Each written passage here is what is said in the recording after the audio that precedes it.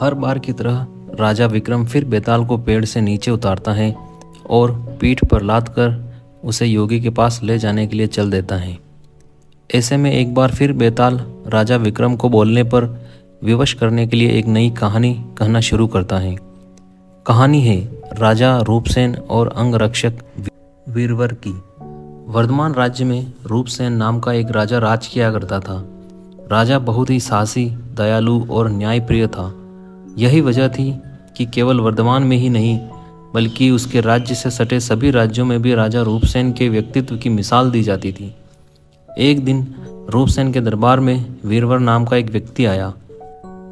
जब राजा ने उसके आने की वजह पूछी तो वीरवर बोला, मुझे नौकरी चाहिए और मैं अंगरक्षक के तौर पर आपकी सेवा करना चाहता हूँ। वीरवर की यह बात सुनकर राजा ने कहा, मैं तुम्हें अपना अंगरक्षक बना सकता हूँ, लेकिन उसके लिए तुम्हें अपनी कार्यकुशलता सिद्ध करनी होगी ताकि मैं यह तय कर सकूं कि तुम मेरे अंगरक्षक बनने के लायक हो भी या नहीं। राजा की यह बात सुन वीरवर फौरन तैयार हो गया।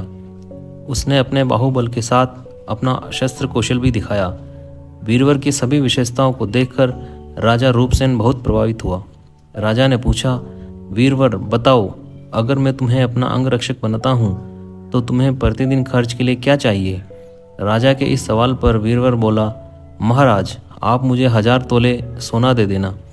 वीरवर का इतना कहना था कि दरबार में मौजूद सभी लोग हैरान होकर वीरवर की ओर देखने लगे। राजा रूपसेन भी वीरवर की मांग पर आश्चर्य में पड़ गया। हो भी क्यों न, वेतन के रूप में वीरवर ने इतनी बड़ी रकम जो मांग ली थी। राजा ने गंभीर होकर वीरवर से पूछा, तुम्हारे परिवार में कितने लोग हैं? वीरवर ने उत्तर दिया, कुल 4 महाराज, मैं, मेरी पत्नी, एक बेटा और एक बेटी। वीरवर का जवाब सुन राजा ने मन ही मन सोचा कि आखिर 4 लोगों के भरण पोषण के लिए इसे इतने धन की आवश्यकता क्या है। फिर कुछ सोचकर उसने वीरवर को 1000 तोला सोना प्रतिदिन बतौर खर्च देने की बात मान ली। काम सिर्फ इतना था कि उसे हर रात राजा की सुरक्षा के लिए राजा के कक्ष के बाहर पहरा देना था। राजा यह जानना चाहता था कि वीरवर इतने धन का क्या करेगा। उसने वीरवर को 1000 तोला सोना देकर रात में नौकरी पर आने को कहा और गुप्त रूप से कुछ सैनिकों को उसके पीछे लगा दिया। वीरवर नौकरी और मनचाहा वेतन पाकर बहुत खुश हुआ। वीरवर सोना लेकर खुशी खुशी घर गया और आधा सोना ब्राह्मणों में बांट दिया। बाकी जो आधा बचा उसके 2 हिस्से किए। एक हिस्सा वैरागियों, सन्यासियों और मेहमानों को दिया। फिर बचे हुए सोने से अनाज मंगाया और बढ़िया पकवान बनवाए। तैयार पकवान को पहले गरीबों को खिलाया और फिर उसके बाद जो बचा उसे अपने परिवार के साथ मिल बांट कर खाया। वीरवर की निगरानी कर रहे सैनिकों ने यह सारा नज़ारा देख जाकर राजा को बताया। राजा को यह जान संतोष हुआ कि उसके द्वारा दिए गए धन को वीरवर अच्छे से काम में लगा रहा है। अब राजा को यह देखना था कि वीरवर अपने काम में कितना खरा उतरता है। वीरवर जब महल पहुंच राजा के कक्ष के बाहर पहरा देने लगा तो राजा सोया नहीं।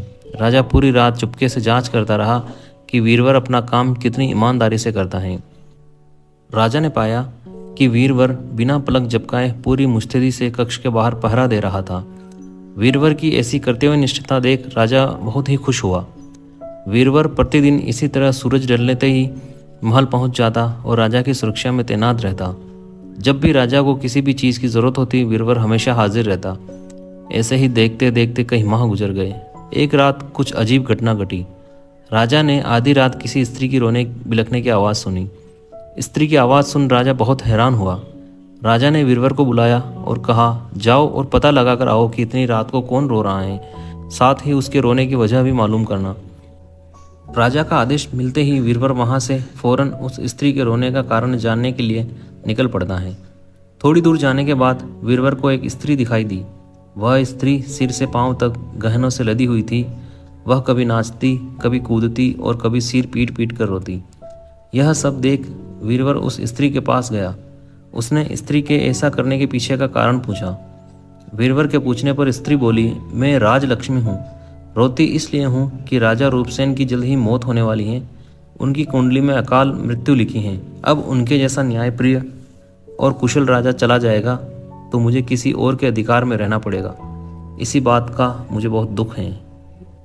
राजा की मौत की बात सुनकर वीरवर ने राजलक्ष्मी से पूछा, क्या इस मुसीबत को टालने का कोई उपाय नहीं है? इस पर राजलक्ष्मी बोली, उपाय तो हैं, लेकिन क्या तू कर पाएगा? वीरवर बोला, आप मुझे बताएं, मुझसे जो भी बन पड़ेगा मैं अवश्य करूँगा। वीरवर के हामी भरते ही राजलक्ष्मी बोली, पूर्व की दिशा में यहाँ से कुछ दूर एक देवी का मंदिर है। अगर उस मंदिर में तू देवी के चरणों में अपने बेटे की बलि दे देता है तो राजा पर आने वाला संकट टल जाएगा। उसके बाद राजा 100 साल तक बिना किसी तकलीफ के जीवित रहेगा और राज कर पाएगा। राजलक्ष्मी की यह बात सुन वीरवर घर की ओर चल देता है और घर पहुंचकर सब हाल अपनी पत्नी को बताता है। इतने में उसका बेटा और बेटी भी जग जाते हैं। जब वीरवर के बेटे को इस बारे में पता चलता है तो वह भी खुशी खुशी देवी के चरणों में बलि चढ़ाने के लिए राजी हो जाता है। वीरवर का बेटा कहता है, सबसे पहले यह आपका आदेश, दूसरा राजा का जीवन बचा पाऊं, तीसरा देवी के चरणों में मृत्यु। इससे बड़ा सौभाग्य मेरे लिए और क्या होगा पिताजी। आप अभी चलिए, मैं आपके साथ चलता हूँ। बेटे की यह बात सुन वीरवर अपने पूरे परिवार को साथ लेता है और देवी के मंदिर पहुँच जाता है।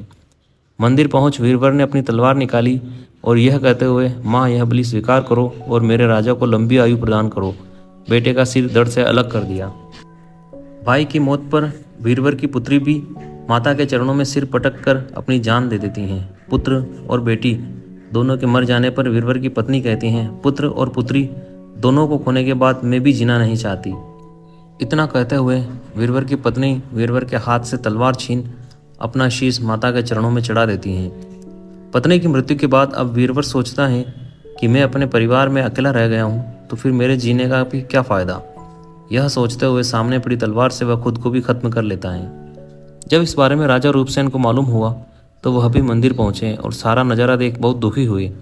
उन्होंने सोचा कि मेरी जान बचाने के लिए 4 लोगों ने अपनी ज़िंदगी गंवा दी। ऐसे में धिक्कार है मेरे राजा होने पर, ऐसे जीवन का मैं क्या करूँगा। बस यही सोचकर राजा अपनी तलवार खींच लेता है। राजा अपनी तलवार से अपनी गर्दन काटने ही जा रहा था, तभी अचानक वहाँ देवी प्रकट हो जाती हैं। देवी कहती हैं, राजन मैं तेरे साहस से प्रसन्न हूँ, तू जो भी वर मांगेगा तुझे वह हासिल हो जाएगा। देवी की यह बात सुन राजा कहता है, देवी आप वीरवर और उसके परिवार को जिंदा कर दो। देवी तुरंत वीरवर और उसके पूरे परिवार को दोबारा जिंदा कर देती हैं। इतना कहकर बेताल बोला, बताओ विक्रम, इन सब में सबसे बड़ा बलिदान किसका है? विक्रम बोला, बेताल सबसे बड़ा बलिदान राजा का हुआ। बेताल ने पूछा, वो क्यों? विक्रम बोला, सुनो, पिता की आज्ञा का पालन करना पुत्र धर्म होता है। सेवक का अपने राजा के लिए अपने प्राण दे देना उसका कर्म। वहीं अगर राजा अपने सेवक के लिए अपनी जान देने को तैयार हो जाए तो वह बड़ी बात है। इसलिए राजा का बलिदान ही सबसे बड़ा हुआ। विक्रम से यह जवाब पाकर बेताल कहता है, बहुत खूब विक्रम, तूने सही जवाब दिया, लेकिन तू भूल गया, मैंने कहा था कि तू बोला तो मैं चला। इतना कहकर बेताल फिर वहीं पेड़ पर जाकर उल्टा लटक जाता है।